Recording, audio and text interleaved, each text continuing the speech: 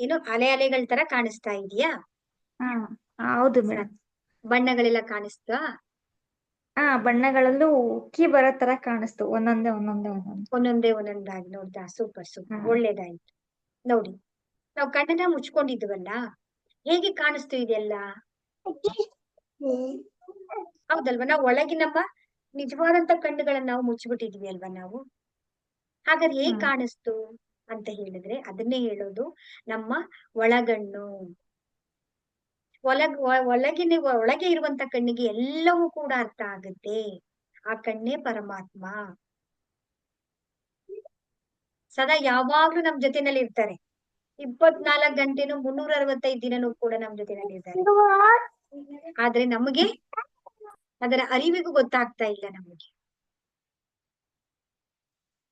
ಹೌದಲ್ವಾ? ಅದನ್ನೇ ಹೇಳೋದು, ನಮ್ಮ ಒಳಗಣ್ಣಿನಲ್ಲಿ ಏನಾಗುತ್ತೆ ಅಂತ ಹೇಳಿದ್ರೆ, ನಮ್ಮ ಈ ಕಣ್ಣಿದೆಯಲ್ಲ, ಚರ್ಮ ಚಕ್ಷು ಇದೆಯಲ್ಲ, ಈ ಕಣ್ಣು ಸ್ಥೂಲ ಪ್ರಪಂಚವನ್ನ ನೋಡ್ತಾ ಇರುತ್ತೆ.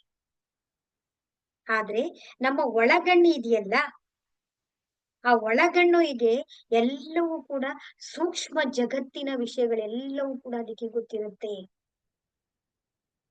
ನಮಗೆ ಗೈಡೆನ್ಸ್ ಮಾಡುತ್ತೆ, ಮಾರ್ಗದರ್ಶನ ಮಾಡುತ್ತೆ, ಎಲ್ಲವೂ ಕೂಡ ಗೊತ್ತಾಗುತ್ತೆ.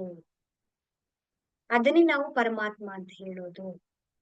ಅದನ್ನ ನಾವು ಇನ್ನೂ ಹೆಚ್ಚಾಗಿ ಆಕ್ಟಿವೇಶನ್ ಮಾಡ್ಕೋಬೇಕು ಅಂತ ಹೇಳಿದ್ರೆ, ಸಿಂಪಲ್ ಆಗಿ ನಾವ್ ಏನ್ ಮಾಡ್ಬೇಕು ಅಂದ್ರೆ, ನಾವು ಪ್ರತಿದಿನ ಪೂಜೆ ಮಾಡುವಾಗ ದೀಪವನ್ನ ಹಚ್ಚುತ್ತೀವಲ್ವಾ, 2 ನಿಮಿಷ 3 ನಿಮಿಷಗಳ ಕಾಲ ಆ ದೀಪವನ್ನ ನಾವು ನೋಡ್ತಾ ಬರ್ಬೇಕು ಅಷ್ಟೇ. ಇನ್ನು ಸ್ಪಷ್ಟವಾಗಿ ಕ್ಲಾರಿಟಿಯಾಗಿ ಎಲ್ಲವೂ ಕೂಡ ನಿಮ್ಗೆ ಗೊತ್ತಾಗ್ತಾ ಬರುತ್ತೆ. ಇದು ಕೂಡ ಆಕ್ಟಿವೇಶನ್ ಆಗೋದು ಯಾವಾಗ ಅಂದ್ರೆ, ನೀವು ಧ್ಯಾನವನ್ನ ಮಾಡಿದಾಗ. ಆ ಧ್ಯಾನದಿಂದ ನಮ್ಗೆ ಏನಾಗುತ್ತೆ, ಎಲ್ಲವೂ ಕೂಡ ನಮಗೆ ಅರ್ಥ ಆಗ್ತಾ ಬರುತ್ತೆ. ನೀವು ಪ್ರತಿದಿನ ಯಾವ್ದಾದ್ರು ಇದ್ರಲ್ಲಿ ಒಂದು ಧ್ಯಾನವನ್ನ ಮಾಡಿ, 24 ಪಾಯಿಂಟ್ ಸೀಲಿಂಗ್ ಅನ್ನ ಮಾಡ್ಕೊಳ್ಳಿ. ಹಾಗೆ ನೀವು ಜ್ಯೋತಿಯನ್ನ ನೋಡ್ತಾ ಬನ್ನಿ. ಎಷ್ಟಾಗುತ್ತೋ ಅಷ್ಟು. ಒಂದು ಈ ತರ ದೃಷ್ಟಿಯನ್ನ ನೇರವಾಗಿ ಇಟ್ಟು, ಆ ದೀಪದ ಜ್ಯೋತಿಯನ್ನ ನೀವು ಜ್ಯೋತಿ ಇಟ್ಕೊಳ್ಳಿ, ಇಲ್ಲಾಂದ್ರೆ ಕ್ಯಾಂಡಲ್ ಇಟ್ಕೊಳ್ಳಿ. ಏನು ಇಲ್ಲ ಅಂದ್ರೆ ಗೋಡೆ ಮೇಲೆ ಒಂದು ಮಾರ್ಕ್ ಅನ್ನ ಬರ್ಕೊಳ್ಳಿ. ಸಣ್ಣದಾದಂತ ಒಂದು ಸರ್ಕಲ್ ತರ ಒಂದು ಬಣ್ಣದಿಂದ ಮಾರ್ಕ್ ಅನ್ನ ಮಾಡ್ಕೊಳ್ಳಿ. ಅದು ಆಗಲ್ಲ ಅಂದ್ರೆ ಲೈಟ್ ಅನ್ನ ನೋಡ್ತಾ ಬನ್ನಿ. ಆಗ ನಿಮ್ಗೆ ಏನಾಗುತ್ತೆ, ಸ್ವಲ್ಪ ಹೊತ್ತು ಎಷ್ಟು ಸಾಧ್ಯ ಆಗುತ್ತೋ ಅಷ್ಟು ನೇರವಾಗಿ ನೀವು ನೋಡ್ತಾ ಬನ್ನಿ. ಕಣ್ಣನ್ನ ಮುಚ್ಕೊಳ್ಳಿ. ಆಗದೆ ಇದ್ದಾಗ ಓಪನ್ ಮಾಡಿ, ಸ್ವಲ್ಪ ಹೊತ್ತು ಆ ಜ್ಯೋತಿಯನ್ನ ನೀವು ನೋಡ್ತಾ ಬನ್ನಿ.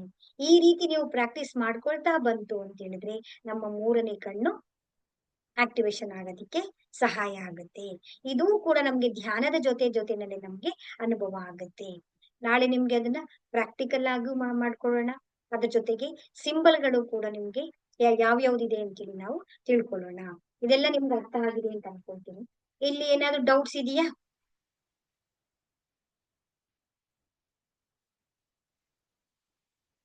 3ನೇ ಕಣ್ಣನ್ನ ನಾವು ಯಾವ ರೀತಿ ನಾವು ನೋಡ್ಕೊಳ್ಬೇಕು, ಜಾಗೃತಗೊಳಿಸ್ಕೊಳ್ಬೇಕು, ಸರಳವಾಗಿ ನಾವು ಮಾಡ್ಬೇಕು, ಬಲವಂತವಾಗಿ ಯಾವುದನ್ನು ಕೂಡ ನಾವು ರೈಸ್ ಮಾಡ್ಕೊಳ್ಬಾರ್ದು.